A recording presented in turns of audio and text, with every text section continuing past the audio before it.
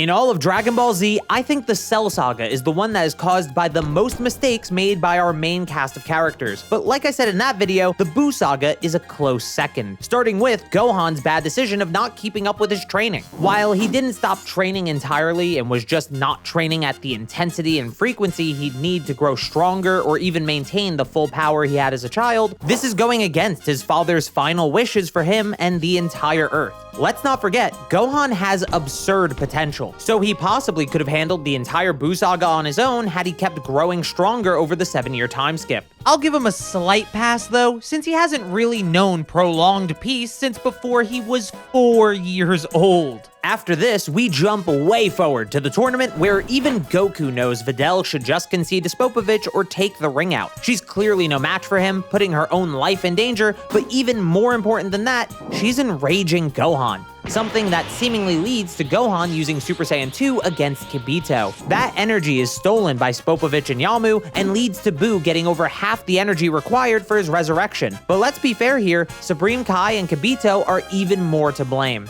Not only did they not properly assess the power of the fighters on Earth, leading to a pretty drastic underestimation in how they planned to handle Babidi and his minions, but they didn't fully relay the plan immediately. Goku trusts gods and has been with a Kai for the last 7 years in heaven. Even Piccolo immediately agrees to the authority of Supreme Kai due to his position in the universe. While Vegeta might not agree still, I think Goku could have convinced Gohan to use some of his power to draw out Spopovich and Yamu without giving Babidi nearly half of what they need for Buu's resurrection for absolutely no reason. There's a world where base Gohan powers up enough to draw out Spopovich and Yamu while giving Buu, at minimum, 100 times less energy to potentially be revived with. Again though, if Kibito and Shin had more information on the fighters on Earth, Kibito could have just asked Gohan to power up in his base form to draw out Spopovich and Yamu. This mistake is really easily avoided if they either had good intel or shared the plan, so not doing either is just a huge mistake. This lack of transparency from Supreme Kai and Kibito also leads to the minor mistake of Android 18 staying behind. Due to her having an infinite energy system instead of normal ki, she probably has energy that Babidi can't use towards the revival of Majin Buu, just like they specifically can't use Supreme Kai and Kibito for Buu's revival either. Man, this tournament sure has been going on for a while, huh? It keeps getting interrupted. Where'd you get that watch? What? Where'd I get my watch?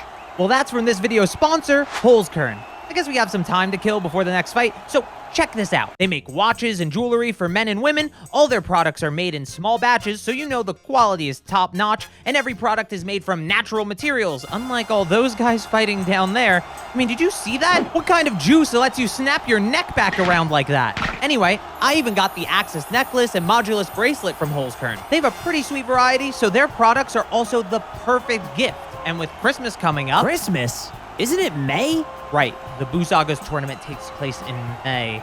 I mean, it's never too early to buy Christmas gifts, and if you order yours before December 19th, you're guaranteed to get them by Christmas Day with their express worldwide shipping. So go to holzkern.com/Carthu or click the link in the description or the pinned comment and use code Carthu at checkout for 15% off site-wide for a limited time only. Anyway, I'm gonna get out of these bleachers before something bad happens, and I suggest you do the same.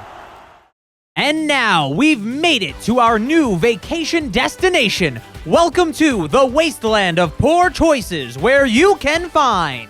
Gohan potentially not using Super Saiyan 2 against Dabura. I know this one is contentious, but this does not look like Super Saiyan 2 Gohan, and we know Toriyama knew Gohan can use Super Saiyan 2 because he used it during the tournament. Though based on the characters' reactions to Gohan fighting Dabura, it's possible this is actually Super Saiyan 2 and just a design inconsistency, so only count it as a possible mistake. What's definitely a mistake though is Goku stopping Vegeta from helping Gohan, who's clearly struggling at least a little bit against Dabura. Hell, even Goku helping his son himself would be better than letting this fight drag out, potentially giving Buu some energy from any damage that Gohan takes, and ultimately giving Dabura a chance to notice that Vegeta is a bit different from everyone else. Though we all know in the end, that's Vegeta's mistake. He gets upset because he realizes Super Saiyan 2 Goku is stronger than him and feels like his fight date with Goku got interrupted, so now he willingly lets himself be used by an evil warlock so he can close the gap in power while still having a reason to fight. He could have just accepted that he was weaker than Goku and still had a fight with him after they easily stopped Buu's resurrection,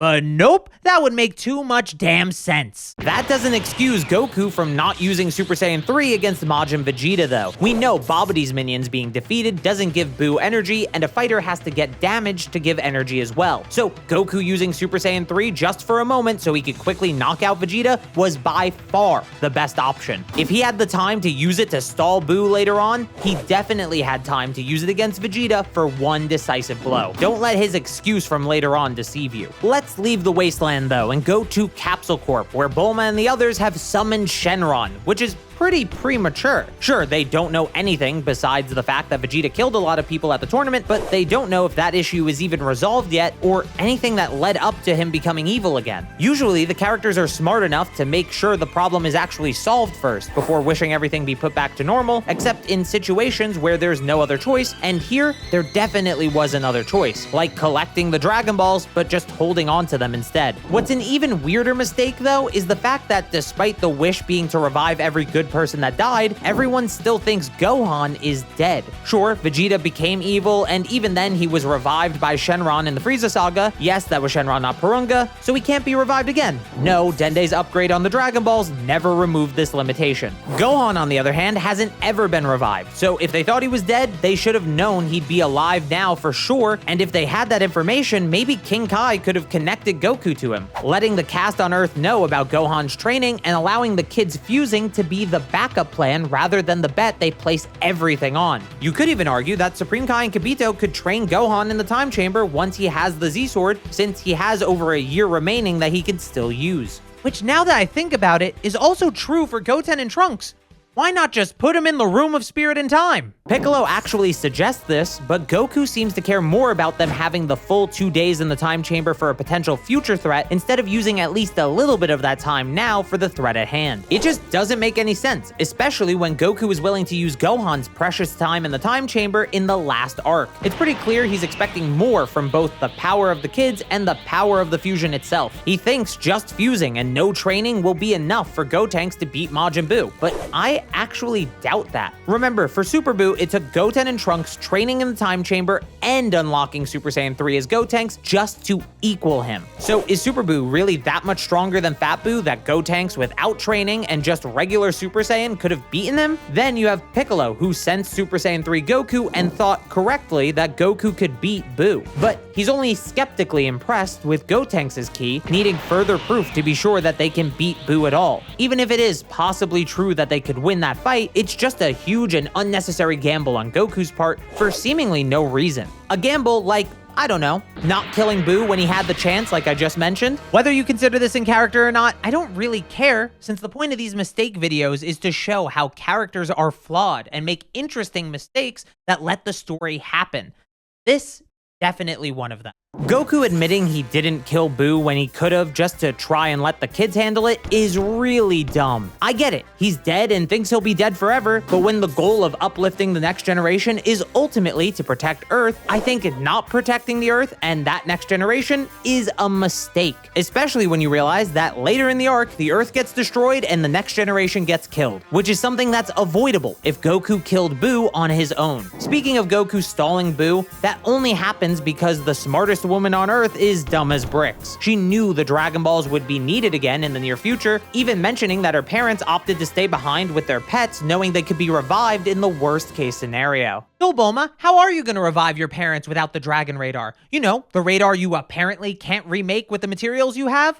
Why would you leave that behind in this situation? Of course, Goku should kill Buu if he can, but Bulma's mistake is ultimately the reason he has to reveal Super Saiyan 3 and burn away his remaining time on Earth. Time that he could have used to better assess the threat and potentially even realize that they need the time chamber once a successful Super Saiyan fusion occurs. Now, remember that later destruction of Earth I mentioned? It's why I don't even think it's that big of a mistake for Piccolo to have Super Buu kill every person on Earth. It was going to happen later anyway, so it probably didn't matter. Though, I will say this could have severely backfired if Super Buu actually did kill Mr. Satan, but ultimately I think the death and destruction on Earth are mostly Goku's fault after a certain point. Especially since Piccolo thought it would take Buu time to wipe out the planet's population, he was doing it for a good and justifiable reason, even if it didn't work out as intended. This would have even been a safe gamble if the Dragon Balls weren't used prematurely and were just collected already, but I'm sure you get the point by now. Honestly, Goku's overall faith in the kids is definitely a mistake that leads to this outcome. They're not nearly as mature as Gohan was and had to be due to them leading a life of peace compared to Gohan's nearly non-stop combat tour since he was 4 years old. Their immaturity is a clear oversight in Goku's plan. Take the fact that Gotenks shouldn't have hidden Super Saiyan 3 from Piccolo. Even if Gotenks couldn't beat Super Buu as a Super Saiyan 3 because he was only equal or barely stronger than him, fighting Super Buu in the Room of Spirit and Time could have spared a lot of death and destruction, and not doing so almost led to the Earth's Dragon Balls being deactivated. It would also delay Piccolo destroying the exit, buying more time before Buu could escape from the dimension. But I think this is one of those mistakes that ended up working out since Gotenks needed Super Saiyan 3 to exit, so he'd need to wait to fuse again if the timer ran out, assuming they're not just dead if that happens. And due to time being slower outside the Room of Spirit and Time, they'd be buying the world minutes at most, likely not even close to enough time for Gohan to get to Earth much faster. Speaking of Gohan, he is possibly the most contentious when it comes to his mistakes in the fight against Super Buu. According to the Dragon Ball Super anime, Gohan was drunk on power when he fought Super Buu, but was he actually? He only fought him for one chapter in the manga before Super Buu blew up, so was it really his fault? I take it as a little his fault, but Buu's escape is an ultimately unavoidable outcome. Gohan is undeniably arrogant and overconfident here, choosing to talk about how superior he is instead of finishing the fight, and later in a scene that parallels the Cell Saga, Goku screams for Gohan to finish off Buu before he can absorb Piccolo and Gotenks, showing that Gohan's hesitancy is possibly to blame in this moment as well, and that Goku believes Gohan can kill Buu in an instant, something he should have done when he first walked up to him in their initial fight. There's also the fact that Gohan shouldn't have let the kids get involved at all. I get that they're baited into fusing, but if Piccolo is skeptical about Buu's motives, then Gohan should be as well. Instead, Gohan is way too relaxed because of his newfound power,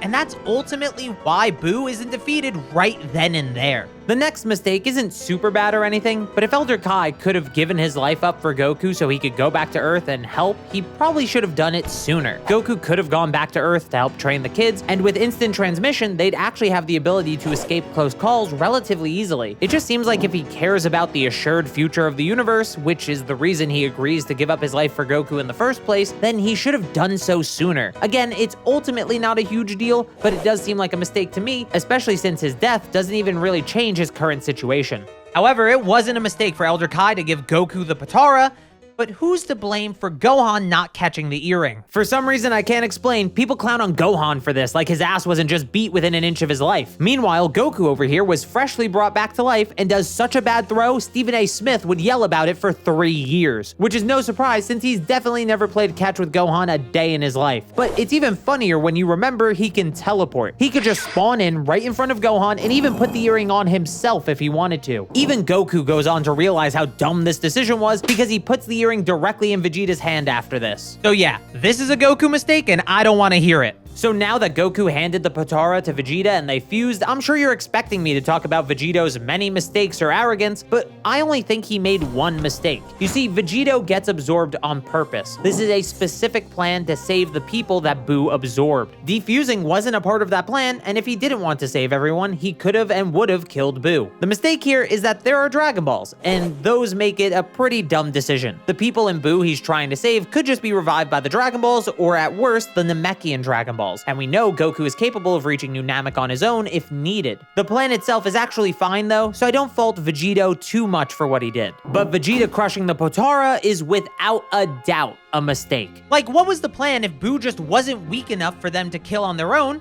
Happens, by the way. And Gohan or Goten and Trunks aren't able to fight immediately after being freed.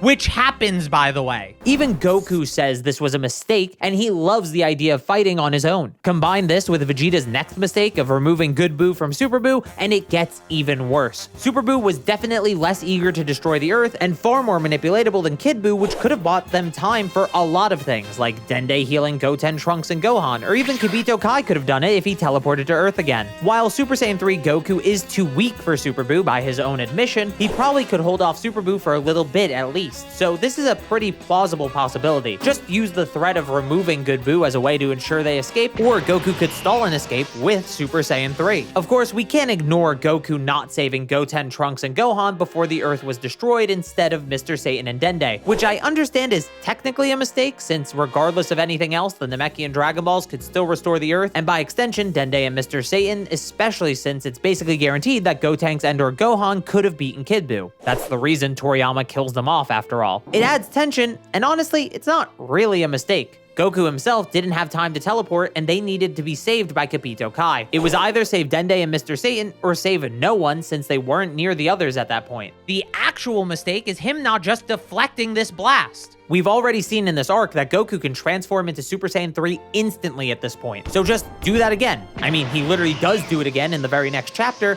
so it's not a one-off, and even if that blast is stronger than his last, it should still be something that Super Saiyan 3 Goku could handle, since he still thinks he can handle Kid Buu, again, in the very next chapter. If Goku could have deflected the attack or just bought time by pushing it back, Kibito Kai could have saved everyone else before Goku teleports away from Earth. So Earth might still get destroyed, but they'd have a much easier time killing Buu, so it's probably more than worth it. Luckily, Goku and Vegeta can still fuse to beat Buu with the second set of Potara, and nope, Goku gives the earring back and Vegeta destroys the one he's given. Very smart. I'm sure that won't be something Goku considers a mistake in just a few short chapters. Oh right, he does that. But somehow, even with all of that, the arc manages to end happily. All the mistakes of the characters in the Buu Saga lead to the ending working. We're all flawed and make mistakes, but if we come together, unite what we're each good at, and use it all in one moment of perfect teamwork, we can overcome anything. So make sure to join my team by hitting subscribe if you haven't yet. Check out the video sponsor Holzkern with my link below, and use code KARTHU at checkout to get some Christmas gifts for 15% off. And thank you so very much for watching.